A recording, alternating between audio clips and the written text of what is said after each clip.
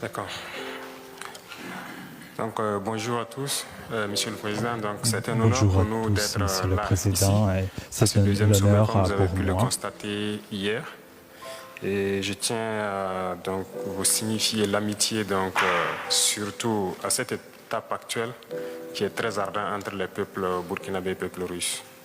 Et je puis vous rassurer que la situation que la Russie vit actuellement avec l'opération militaire spéciale, que vous avez en tout cas le soutien du peuple burkinabé et le soutien de notre gouvernement. Hier, les échanges, comme vous l'avez dit, ont été de divers ordres. Nous avons pu apercevoir la diversité des problèmes des uns et des autres et les besoins aussi. Et ce matin, nous allons plus nous attarder sur ce qui nous concerne. Vous avez déjà évoqué le volet diplomatique. Ça a été dommage que l'ambassade soit fermée en 1992, mais je pense que nous avons déjà entrepris les démarches nécessaires pour la réouverture. Et donc, c'est un point que j'avais souligné et on souhaite que ce puisse être fait le plus vite, que ce soit l'ambassade ou la mission militaire.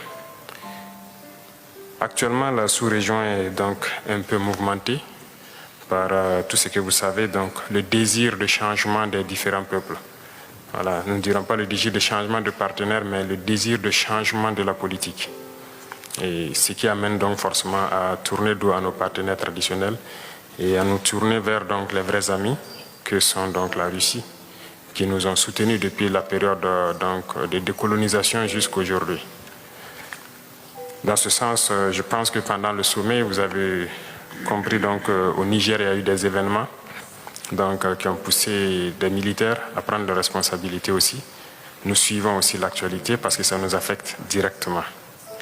Ça nous affecte en ce sens que hier, après mon allocution, à la pause, j'ai eu des échanges avec certains chefs d'État qui pensent nous pointer directement du doigt, être auteurs de ce qui se passe dans la sous-région. Donc, ça veut dire aussi que, indirectement, voilà, certains pensent que c'est l'effet de la Russie. Et comme vous pouvez le constater sur la plupart des médias occidentaux, qui continuent de véhiculer ce genre de messages. Donc c'est un paramètre à prendre en compte dans la diplomatie. Il se peut que dans les jours à venir, ce pays connaisse des sanctions. Et nous devons de les soutenir tant que leur direction sera la même chose que nous souhaitons, c'est-à-dire un monde multipolaire vers leur souveraineté, en tout cas changer carrément de partenaire. Parce qu'actuellement, nous menons la même lutte contre le terrorisme avec ces États. Et du fait que nos partenaires sont différents, on est bien voisins, mais on n'arrive pas à collaborer. Et on espère qu'avec la nouvelle donne, on pourra se soutenir. Beaucoup d'échanges ont eu lieu entre ma délégation et les sectoriels de la Fédération de Russie. À ces échanges, comme vous l'avez signifié, les échanges commerciaux sont assez faibles entre nous et on espère les voir remonter rapidement. Déjà, avant qu'on arrive ici, il y a eu un accord qui a été signé entre une société russe et des entrepreneurs burkinabés dans le cadre de l'exportation des produits comme la mangue. Avant, ça s'exportait. Cette année, nous avons rétabli l'aéroport de la région productrice.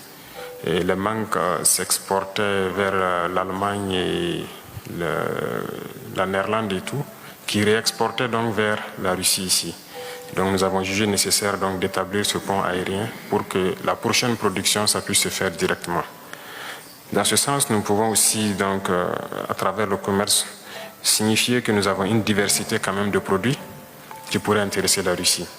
Et dans les échanges entre les ministres et les différents hommes d'affaires, nous avons compris, tels que la mangue, l'anacarde et beaucoup d'autres produits agricoles qui pourraient intéresser. Il y a aussi l'installation d'usines de transformation de certains produits sur place là-bas. Et je sais que beaucoup d'opérateurs russes seront intéressés par cela, ce qui va contribuer à intensifier nos échanges commerciaux. Parlant d'échanges commerciaux et d'installation d'usines, nous avons un besoin crucial d'énergie. À ce titre, c'est un point important pour moi, parce que nous avons besoin, en tout cas, si possible, d'implanter une centrale nucléaire au Burkina pour produire l'électricité.